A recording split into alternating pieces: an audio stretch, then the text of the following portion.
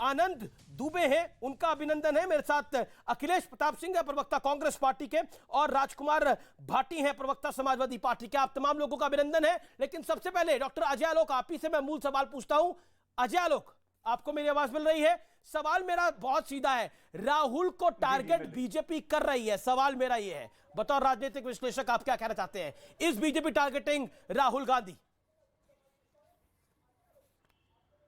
भाई अमीश, आप ये बताइए कि राहुल गांधी सिर्फ बीजेपी के नहीं, बहुत सारे उन दलों के भी कॉम्पीट करते हैं जो अन्य राज्यों में कांग्रेस जिनसे लड़ती है, जैसे टीएमसी हो गई, केसीआर की ग्रुप पार्टी हो गई, तो ये सब भी तो राहुल गांधी को टारगेट करते हैं। तो बीजेपी क्यों नहीं टारगेट करेगी? अभी तो कुछ दिन तक तो गठबंधन ही नहीं बन रहा था।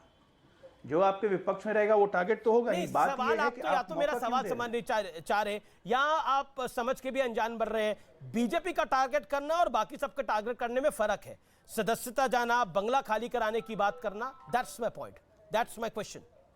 डॉक्टर अजय आलोक, अच्छा, मुझे ये बताइए, पहले मैं इस सवाल के जवाब आपके दर्शकों को ऐसे ही देता हूं। जब बीजेपी क्लेम करती है कि राम मंदिर हमने बनवाया, तो सारा विपक्ष एक लाइन में सीधे कहता है भारतीय जनता पार्टी को कि नहीं, ये सुप्रीम कोर्ट से हुआ है, सुप्रीम कोर्ट से हुआ है, इसमें आपकी कोई क्रेडिट नहीं है। तो राम मंदिर में कोई क्रेडिट नहीं है बीजेपी की। राहुल गांधी की सदस्यता जो कि कोर्ट ऑर्डर के कारण गई है, उसमें बीजेपी की क्रेडिट कहां से हो जाएगी? सोचने वाली बात है ना। कोर्ट ऑर्डर है, और कोर्ट ऑर्डर बड़ा स्पेसिफिक कहता है कि जैसे ही अगर आप कन्विक्ट हुए 2 साल या उससे अधिक, with effect from that time आपकी सदस्यता रद्द होती है। ये तो एक दिन डिले हो गया। कायदे से नोटिफिकेशन लोकसभा को उसी दिन निकलना चाहिए था अगर उनको मिल जाता तो बीजेपी के टारगेट करना, राजनीतिक प्रतिद्वंदी हैं तो टारगेट होंगे ही, लेकिन सदस्यता जाने में कोई बीजेपी टारगेट नहीं कर रही है। ये टेक्निकल चीज है, और इस टेक्निकल चीज के कारण कोर्ट ऑर्डर खाली कराने में, ना मानना, बंगला खाली कराने में बटोरते रहिए। और बंगला खाली कराने में आप जब सांसद नहीं रहते हैं तो लोकसभा हाउसिंग कमेटी का ही नियम है कि 30 दिन के अंदर आपको बंगला खाली करना पड़ता है। हर बार हम लोग देखते हैं चुनाव के बाद 30 दिन के अंदर पुराने सदस्य जीत नहीं पाते हैं, और 2 दिन में नोटिस भी आ जाता है। क्यों नहीं आएगा? जब 30 दिन के अंदर आप, ठीक है भाई, जब 30 दिन में बंगला खाली करना है तो उस आदमी को टाइम दीजिएगा ना, कम से कम 1 महीना आपका सामान वामान हटाने का। जी, अब बंगले से इतनी मोहब्बत क्यों है? सुधांशु जी, आप इंतजार करिए। मैं अखिलेश जी के पास चले जाता हूं। अखिलेश जी, मूल सवाल यह है कि आज पीयूष गोयल ने एक प्रेस कॉन्फ्रेंस करी और उन्होंने कहा कि आखिरकार ये जो पूरा मामला है, कांग्रेस इसमें अपने आप को बेचारा दिखाने की क्यों कोशिश कर रही है। दूसरा पॉइंट जो कि बहुत बड़ा पॉइंट है, अनुराग ठाकुर ने बोला कोई कांग्रेस के भीतर ही है जो राहुल गांधी को फंसाना चाह रहा है। इस पूरे मामले में जब जयराम रमेश के साथ मामला हुआ तो उन्होंने माफी मांगी, अरविंद केजरीवाल जो साथ दे रहे हैं उन पे मानहानि का मामला हुआ तो उन्होंने नितिन गडकरी, इसके साथ साथ स्वर्गीय अरुण जेटली जी से माफी मांगी, लेकिन राहुल जी को माफी मांगने से मना कर रहे हैं। वो सुप्रीम कोर्ट में पहले माफी मांग चुके हैं, एक बार मांग लेते तो क्या हो जाता, मामला ही खत्म हो जाता पूरा। देखिए, ये न्यायिक प्रक्रिया है और यहाँ पे बैठ करके हमारे आपसे के बात करने से न्यायिक प्रक्रिया में कोई प्रभाव नहीं पड़ने वाला। वो अदालत में है, उसकी प्रक्रियात्मक लड़ाई लड़ी जाती है, लड़ी जाएगी। राहुल जी के या विपक्ष के जो प्रश्न हैं वो यथावत अभी भी बने हुए हैं। बात उन प्रश्नों के उत्तर आने की है कि इस देश में एक उद्योगपति अडानी साहब इस देश के नियम कानूनों को बदलवा के धता बता करके एक तरफा सारा धन जो है देश का संपदा, देश का अपने लिए ले रहे हैं। तमाम सेल कंपनियों से और तमाम हेवन कंट्रीज से किस किस प्रकार से पैसे इनके लिए आ रहे हैं जो इस राष्ट्र के लिए भी सुरक्षित नहीं है, खतरा है।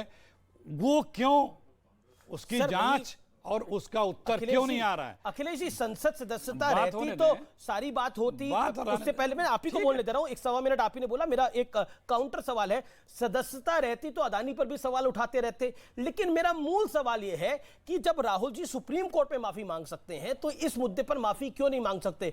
नरेंद्र मोदी से तो माफी मांगनी नहीं थी, माफी तो मांगनी थी मोदी समुदाय से। 5 बार नहीं, मैं दूसरी बार पूछ रहा हूं, सवाल पूछ रहा हूं 2 बार। अभी आप शुरू में स्टार्टिंग में बोले, मेरा सवाल है कि क्यों नहीं? सुनिए, देखिए, आप सदन में राहुल जी की आवाज को रोक सकते हैं, सदन को म्यूट करके रोक सकते हैं, सदन की माइक को म्यूट करके रोक सकते हैं, सदन की कार्रवाई से उनके वक्तव्यों को स्पंज करके रोक सकते हैं। सड़क पे नहीं ना रोक सकते उनकी आवाज को आप। जो देश हित की बात है, कांग्रेस देश की बात उठा रही है, देश की चिंता कर रही है।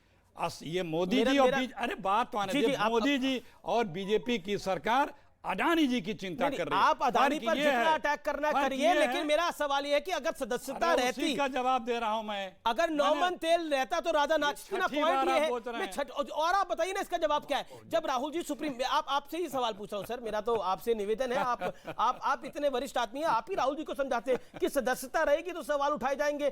तो अगर वो सुप्रीम कोर्ट में माफी मांग सकते तो यहां क्यों नहीं मांग सकते माफी? नरेंद्र मोदी से तो माफी मांगनी नहीं थी। ये गफलत निकाल दीजिए अपने दिलो दिमाग से कि आपके हिसाब से अगला जवाब देगा।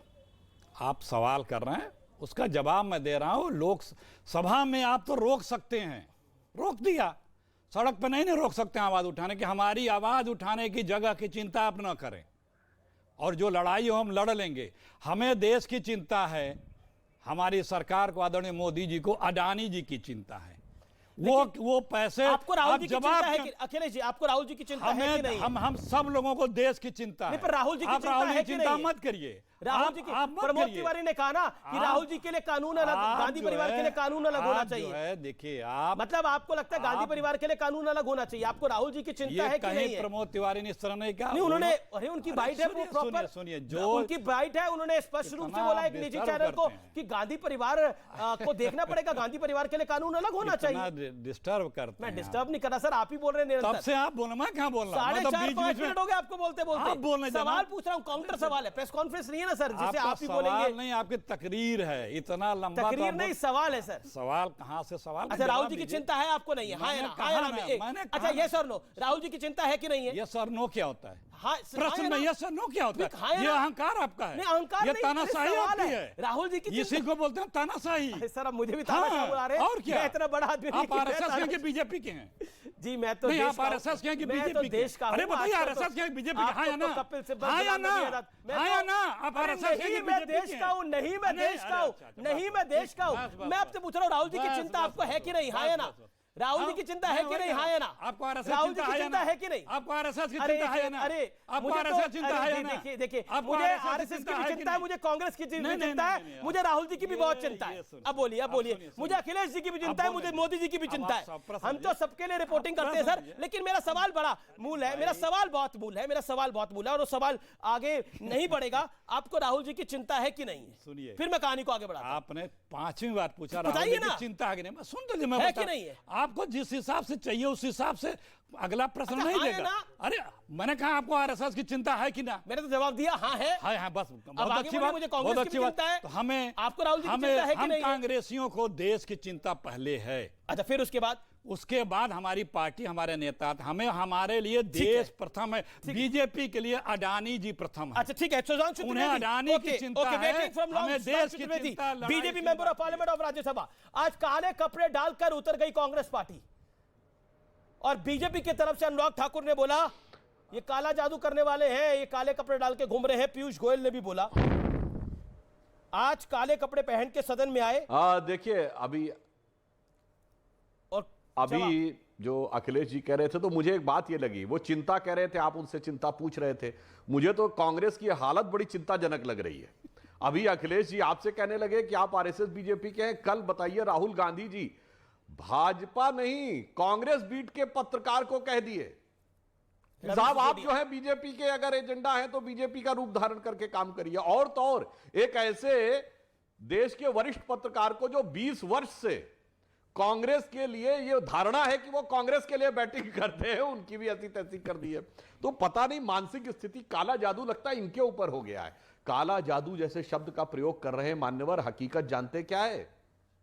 ये काला जादू उतर गया।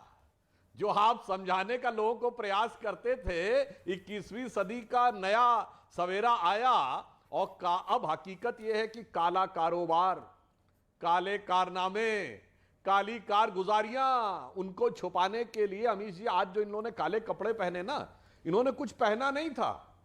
ये कांग्रेस का आवरण उतर गया। अखिलेश जी ने तो काले कपड़े नहीं डाले हुए, बाहर आ गया। ये तो जो अच्छी मन खासी की आजकल डाल के कालिमा आए हैं, थी, मतलब वो बाहर आ डाल के गई। आए हैं सफेद और हरी। इन्होंने तो काले कपड़े नहीं डाले। मैं एक लाइन अमीश जी, मैं मेरा अनुरोध है, एक सेकंड, एक सेकंड। आज आपने काले कपड़े नहीं डाले, मैं आप सिर्फ विरोध ये नहीं कहना कर रहे। अखिलेश जी तारीफ पूरी थोड़ा- कर रही है। थोड़ा जो व्हाट्सएप के अलावा था उसकी भी जानकारी नहीं, रख लीजिए। WhatsApp नहीं। सुन तो लीजिए, सुनिए, मैंने तो- जवाब लीजिए। मैंने तो- अरे जवाब लीजिए भाई। बोलिए। जो व्हाट्सएप आपको आता है वहां से, उसके अलावा भी जानकारी रखें। संसद के अंदर सांसदों ने, आल पार्टी विपक्ष सांसदों ने ये काला कपड़ा पहना था। थोड़ा बाहर की भी दुनिया की मतलब पत्रकारिता थोड़ा आपका विरोध नहीं है। सुनिए फिर वही मतलब संसद में बात हो रही है, संसद के लोगों ने ये तो किया। सड़क पर विरोध नहीं है? क्यों नहीं है? आज भी धरना दिया हम लोगों ने। नहीं डाला? अरे हमने काला डाला संसद मैं तो डिफेंड कर रहा हूं आपको इस मामले में। नहीं, आपको डिफेंड करने की जरूरत नहीं है। सत्य को डिफेंड करने की जरूरत नहीं है।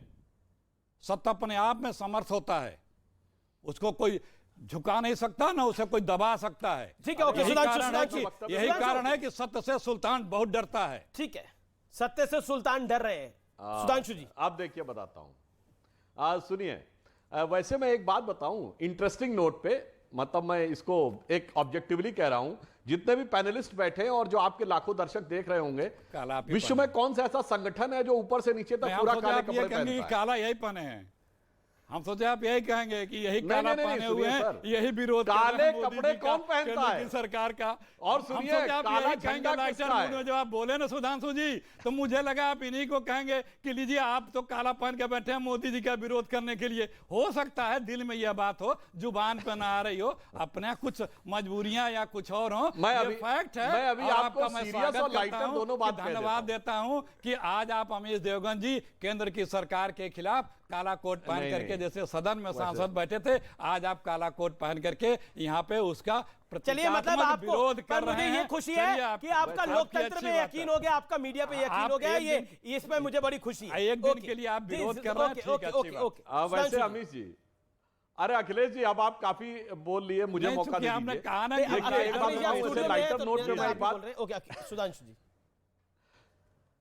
देखिए अमीश जी, लाइटर नोट पे तो मैं कह दूं, वैसे अखिलेश जी जो हैं काला नहीं पहने तो हरा तो पहने हैं। बाकी दर्शक अपने स्वविवेक से निर्णय ले लें। अपने झंडे वैसे का हरा रंग विश्व में एकमात्र संगठन है अपने झंडे का हरा रंग निकलवा दीजिए सुधांशु जी। स्वविवेक से ये अरे भाई, इसमें नाराज होने क्या बात है? मैंने तो कुछ बोला ही नहीं ना, वो भी एक मैंने तो बोले सर, अब बीच बीच मत बोलिए। अपने झंडे का हरा रंग निकलवा दीजिए। आज आप स्टूडियो में अरे भाई, हमने तो सिर्फ कहा हरा तो पहने फंस गए अपने प्रश्नों में। आप चलिए आगे बोलिए। आप क्यों जो है पड़ा तीर अपने ऊपर लिए ले रहे उड़ता तीर क्यों अपने ऊपर ले रहे हैं? मान्यवर, जाने दीजिए, उसको डक कर जाइए। अब मैं एक बात कहता हूं, ये ऊपर से नीचे तक काले कपड़े टेलीविजन के ऊपर, आप याद है दर्शकों ने किसको देखे हैं? और कौन सा ऐसा संगठन इसका काला झंडा है? वो है आईएसआईएस। अगर आपने कभी अबू बकर अल बगदादी को देखा होगा तो पूरा ऊपर से नीचे तक काले में देखा होगा। टोपी कौन लगाता है? इसलिए मैं कहना चाहता हूं, ये लोग जितने भी अपने रूप बदलने की कोशिश कर रहे हैं, कभी गांधी जी की समाधि पे जाकर, कभी संसद के अंदर वो टैग उठाकर, कभी काले कपड़े पहन के, तो इनके लिए अमीश जी ब्रज के एक बहुत बड़े सन्यासी हुए हैं नारायण स्वामी, उनकी उक्ति लागू होती है कांग्रेस के ऊपर कि अंदर से मैलो हियो बाहर रूप अनेक, नारायण तासो भलो कौआ तनमन एक। तो कम से कम आज यह जरूर स्थिति हो गई कि जैसा मन था वैसा ही तन पे दिखने लगा। तो कम से कम इस बात की हमें संतुष्टि, हम आपको साधुवाद देना चाहते हैं, जो अंतर मन में था वही बाहर दिखने लगा और काला जादू दिखाई पड़ने लगा। मान्यवर, काला जादू आपको लग रहा है, पर यह समझ लीजिए कि जिसको आप ये कहने का प्रयास कर रहे हैं, क्या 21वीं सदी की मिलेनियम जनरेशन को आप काला जादू जैसी चीजों से प्रभावित करने की बात कर सकते हैं? मेरे विचार से इस तरह की बात करना बहुत दुखद और मतलब बहुत कष्टकारक है। और ये किसके लिए है काले कपड़े? ये पिछड़ी जाति के किए गए अपमान के लिए, या न्यायालय के निर्णय के लिए, या उस सरकार के कानून के लिए जो आप ही की सरकार का बनाया हुआ था? ठीक है, जवाब लेते हैं। जी राजकुमार भाटी, ये जो पूरा मसला है, ये एक ओबीसी कम्युनिटी पर भारतीय जनता पार्टी ले गई है। सदस्यता जाना दूसरी बात है, पहली बात है कि ओबीसी कम्युनिटी के ऊपर कांग्रेस पार्टी ने कुठाराघात किया, बीजेपी का आरोप नंबर 1 ये है। उसके बाद क्योंकि माफी नहीं मांगी, सदस्यता चली गई। क्या आपको लगता है कि डैमेज कंट्रोल कांग्रेस पार्टी कर सकती थी और करा नहीं? क्योंकि सदस्यता तो आपके भी विधायकों की गई है, आजम खान की गई है, अब्दुल्ला आजम की गई है, बीजेपी के भी विधायकों की सदस्यता गई है। ऐसे ही एक तो माननीय मोदी जी के 9 साल के कार्यकाल में और यूपी में 6 साल योगी जी को हो गए हैं, पिछड़े वर्गों के, दलितों के बहुत हक मारे गए हैं, उनकी नौकरियां छीनी गई हैं, उनकी शिक्षा छीनी गई है और अल्पसंख्यकों पर अत्याचार किए गए हैं। तो इस जो एक हीन भावना है बीजेपी के अंदर, इसलिए वो ये इस तरह का बहाना, मतलब अनर्गल बात कह रहे हैं कि राहुल गांधी ने चोरों का सवाल उठा दिया, चोरी का सवाल उठा दिया, पिछड़े वर्ग का अपमान हो गया।